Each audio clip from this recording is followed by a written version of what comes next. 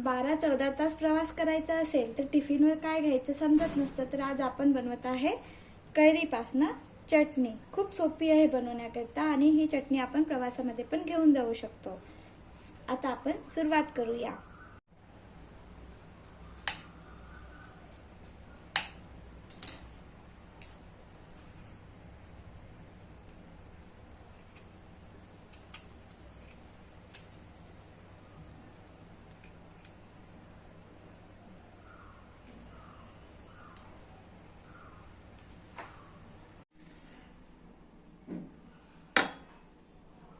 छान असं बारीक याच्यामध्ये कापून घेतलेलं आहे।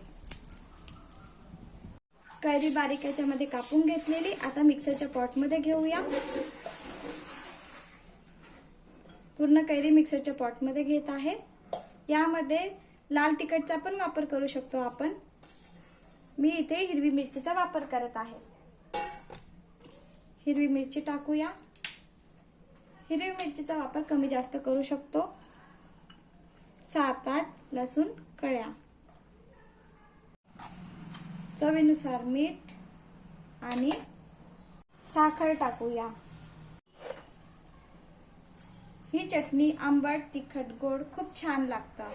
या पद्धतीने नक्की बनवून बघा। भाजीचं नको वाटतं, उन्हाळ्याचे दिवस आहे तर यासोबत एक चपाती जास्तच खाणार आपण।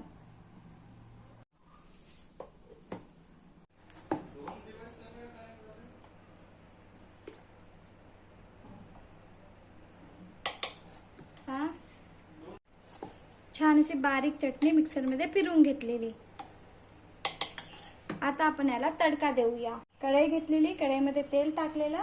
तेल झाले की आपण जिरे टाकूया। उन्हाळा आहे, मुलांना सुट्ट्या असल्यामुळे आपण गावाला जातो तर काय घेऊन जायचं, तर सहज आपण ही डिश टिफिनवर घेऊन जाऊ शकतो। तेल झालं की आपण यामध्ये जिरं टाकूया। जिरं छान होऊ द्यायचं, नंतर आपण यामध्ये चटणी टाकत आहे। जिरं झालेलं आहे, गॅस बंद केलेला आणि छान असं चटणीला तडका देऊन देऊया। आपण चटणी टाकलेली आहे, मिक्स करून घेऊया। वरून कोथिंबीर टाकूया आणि छान अशी प्रवासामध्ये घेऊन जाण्याकरता चटणी तयार आहे। यामध्ये गूळ पण टाकू शकतो। मी इथे आमच्याकडे साखर टाकत असतात म्हणून मी साखरेचा वापर केला आहे। छान असं आंबट, तिखट, गोड छान अशी चटणी बनलेली आहे। मी बारीक केलेला, दरदरीत बारीक केलं तरी चालेल। गॅस बंद केलेला आहे, फिरवून घेत आहे। छान असा तडका दिलेला आहे।